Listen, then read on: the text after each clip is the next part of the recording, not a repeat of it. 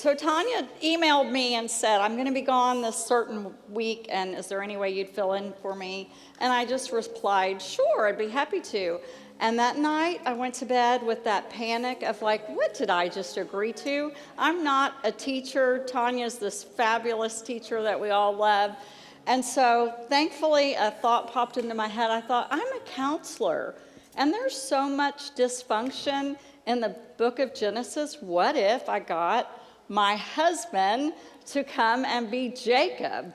And we will do a counseling session as if Jacob came in for counseling. So my husband is going to come in, and we're going to do the story of Jacob and Esau as a counseling session. But he's not my husband, he's Jacob. Hi, it's nice to meet you. Hi, how are you? Shalom. You can, shalom. Yes. It's just something we say. It means peace. Oh, all right. Well, I'm glad to know that. I don't have a lot of right now, so. Okay, well, we will dive into that. Have you ever done any counseling before? No.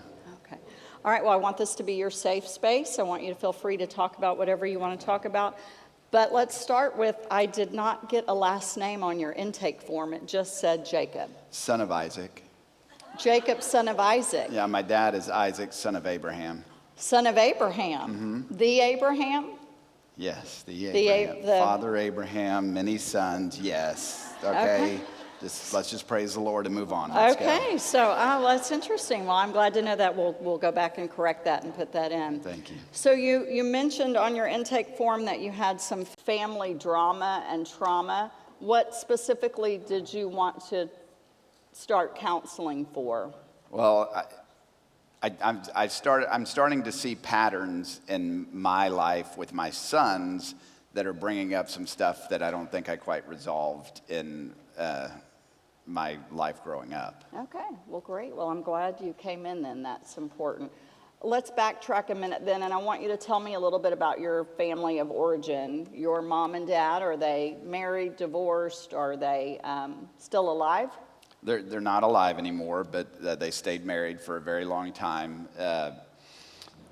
So my dad's Isaac. I told you that already. Son of Abraham. Yes. So he married my mom when he was 40. I don't remember how old she was, but he married my mom when he was 40, and then they had a hard time getting pregnant.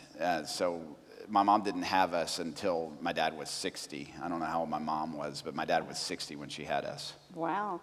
You say us. Tell me about your siblings. I'm a twin. You're a twin? Yes. Oh, are you identical?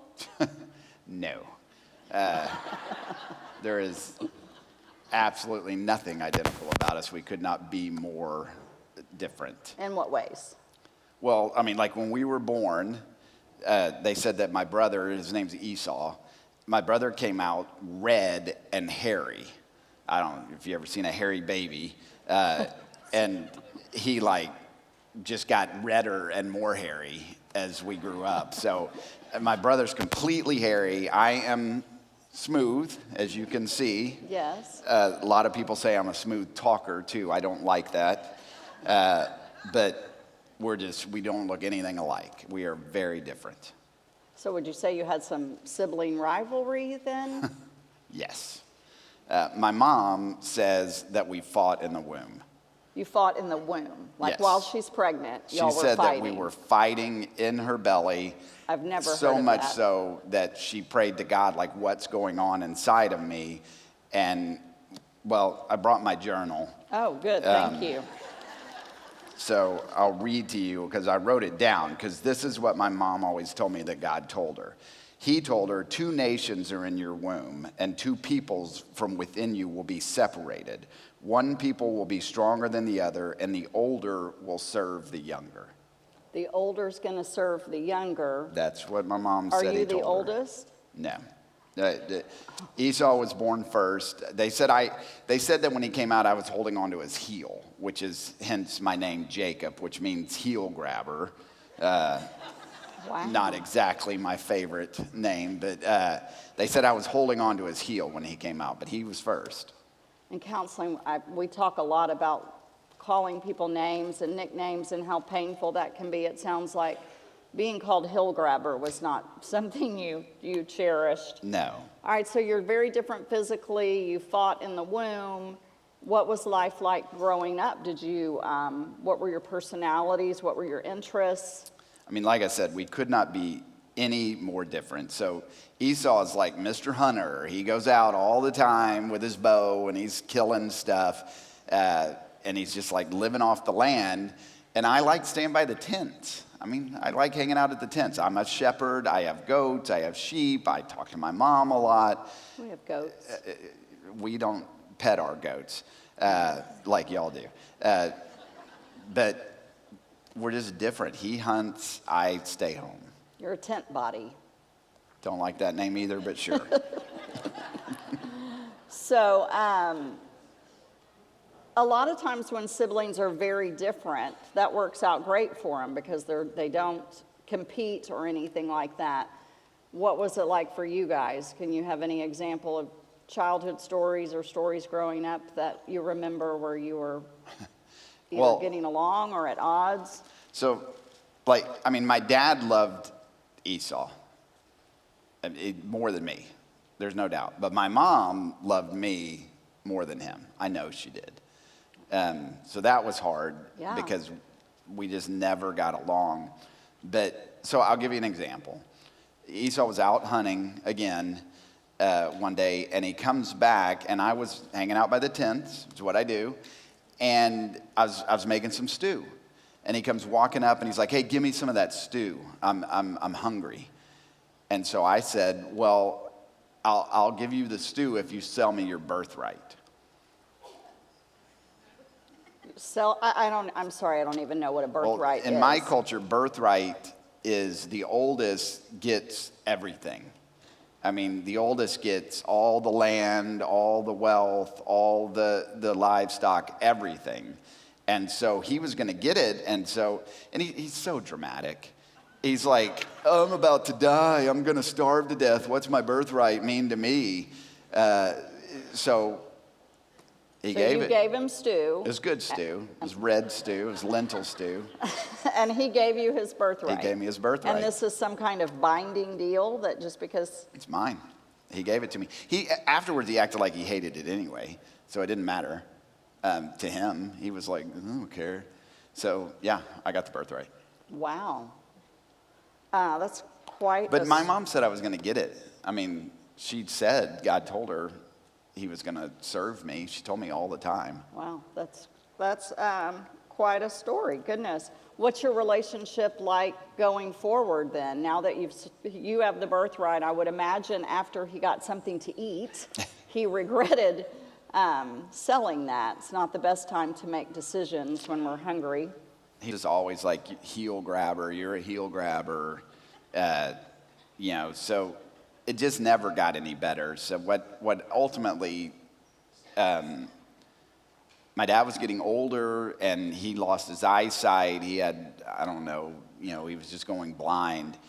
And my mom heard him one day and he called Esau in and he said, "Okay, I want you to go hunt and I want you to kill some wild game and come back and cook it the way I like it and bring it into me and feed me, and then I'm going to bless you. I'm going to give you the blessing before I die." So he was going to get the blessing even though you got the birthright. Yeah, they're different things. Okay, okay.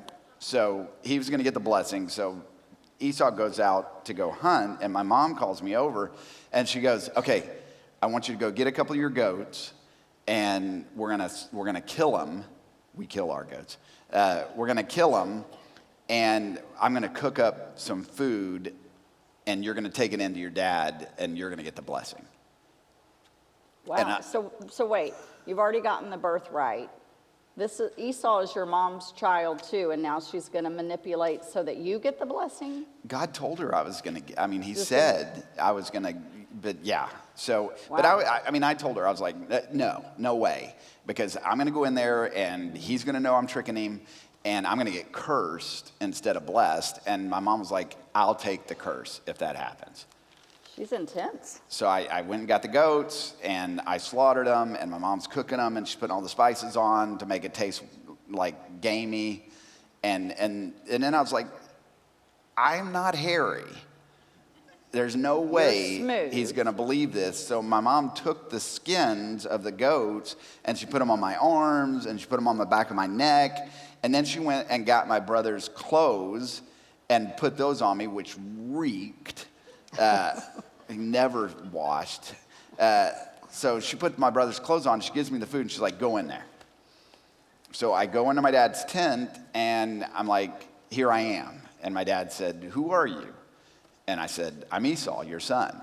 So you lied. Sorry, go on. You can say, Sorry. I mean, yeah. So I said, I'm Esau. And my dad said, well, how'd you get back from hunting so fast? So I said, well, God blessed me on the hunt. And my dad wasn't buying it. He was like, you don't sound like Esau. You sound like Jacob. Come closer to me. So I walked over there and he grabbed me and he felt the goat skins and said, well, you feel like Esau. Who's very hairy. And he still wasn't quite buying it, so he hugged me and he could smell Esau's clothes and he said, you smell like Esau, you're my son. So he ate the food and he gave me the blessing. Well, I'm dying to know, what was the blessing? I happen to have it in my your journal. Thank you. Yeah. So he looked at me, looked towards me, and he said, the smell of my son is like the smell of a field that the Lord has blessed. May God give you heaven's dew and earth's richness, an abundance of grain and new wine. May nations serve you and peoples bow down to you.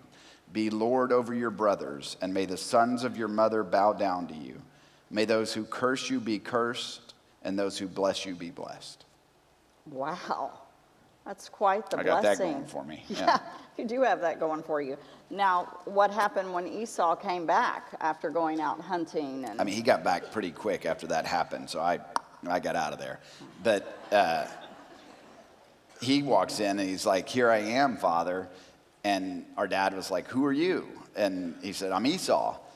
And I mean, like that, my dad realized what happened. So my dad was like, I just blessed your brother. And I mean, you could hear Esau screaming and crying in the tent. My dad's crying in the tent. And is this like a one blessing, one and done? That's it. He only has one. One birthright, one blessing, and you've managed, I got both of them. with the help of your But mother, God told my mom. to get both of them. Yeah. I mean, he told my mom I was going to get it. All so. right. But yeah, so they're screaming and crying, and Esau's like, bless me too, bless me, give me a blessing. My dad said, I don't have any more blessings. So he said, this is all I can give you. So What did he give Esau then? wrote it down. Okay. He said, your dwelling will be away from the earth's richness, away from the dew of heaven above. You will live by the sword, and you will serve your brother. But when you grow restless, you will throw his yoke from off your neck.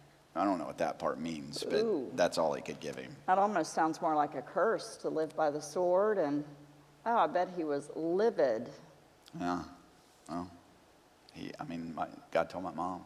I get that. But so Esau, firstborn, pretty much taken everything from him. So what in the world did that do to your relationship? Well, one of the servants heard him afterwards and tell my mom that Esau said, okay, my dad's about to die, and when our dad dies, I'm going to kill Jacob. So my mom comes, and she's like, you got to get out of here. You got to go. So she told me, you got to go to my brother's house, my Uncle Laban. She's like, you got to go to my brother's house and get away. But then she had to figure out how to convince my dad to let me go. So she came to my dad and said, okay, I forgot to tell you. So Esau married these two Hittite women. I don't know what a Hittite woman is. There's these ladies from another tribe by us that we weren't supposed to have anything to do with, but Esau did whatever he wanted all the time. So he marries these two Hittite women that my mom hated. And so she's like, Esau's married these two Hittite women. I mean, base math, one of my sister-in-laws, piece of work. So my mom's she was like, afraid you were going to marry a Hittite she told my woman? dad, if Jacob marries one of these Hittite women, I don't even know what I'll do to myself. So my dad called me in, and he blessed me. And again? Yeah, I got another one. He blessed me and told me, go to your Uncle Laban's and find a wife from our people. Okay. So now you've done all this manipulating, conniving, lying. You get the blessing, you get the birthright, but you have to leave your home. Yeah, I got to So you go to your uncle's. So What's your uncle like? I don't know. I mean, he's kind of a tricky guy. But Runs in the family. yeah. I mean, I go to my uncle, and I mean, right away, I see her. Rachel. Your wife? Well, Rachel, okay. ultimately, my wife. But I see his daughter, Rachel, and I go to my uncle, and I'm like, yes, please. And So you fell in love he with says, Rachel. well, you've got to work for me for 7 years to be able to marry Rachel. I've never heard of that. Is that something common that He said it was. Okay. But I really wanted to marry Rachel, so I So you worked for 7 for years. 7 years, and finally I finished my 7 years, and I mean, we had this awesome wedding. I mean, everybody came, big party, having a great time. My Uncle Laban kept giving me wine and kept giving me wine, and then finally they take me to the marriage tent so I could be with Rachel, and I go in the marriage tent, and I wake up the next morning, and I roll over, and there's Leah. Who is Leah? Is Rachel's sister. You slept with Rachel's sister on the night of your wedding? I married Rachel's sister. You married Rachel's sister? Yeah. Why in the world did you do that? Well, I mean, I was mad because it's not Rachel. And I go to my uncle, and I'm like, what's going on? And he said, oh, well, Leah's the oldest, and I can't marry Rachel until I've married the oldest. So he tricked me. So he tricked you into marrying Rachel's older sister. Yeah. So I'm married to Leah now, and I was like, but my deal was for Rachel.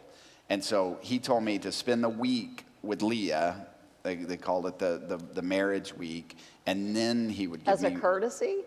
Well, yeah, I mean...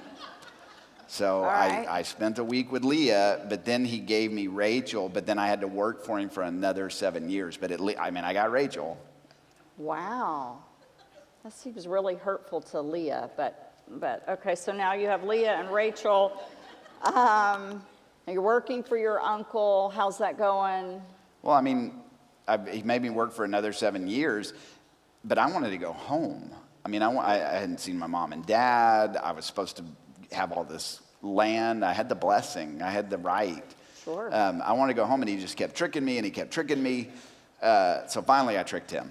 You tricked him. I tricked him, and we left. Okay. And we headed back home. So did you get some kind of notice or letter or proclamation that everything was cool at home and to come on back? Esau's forgiven you? Is that why you went home? No, but I mean, I did forget to tell you, I did have a dream. You had a dream? Do you interpret dreams? I do not Oh, interpret shoot. dreams. I know Okay. they can be really meaningful and that God speaks through dreams, but I was going to have my son come see you too, but...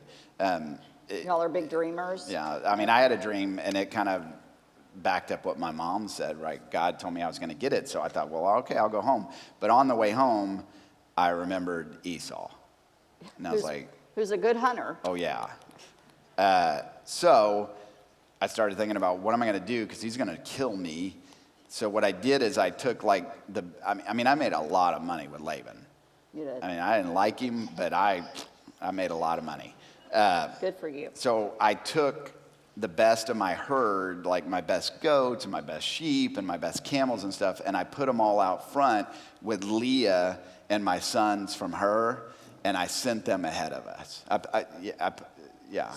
So you sent people ahead of you that potentially, when Esau found out these are Jacob's wives' sons and servants, could have just slaughtered them.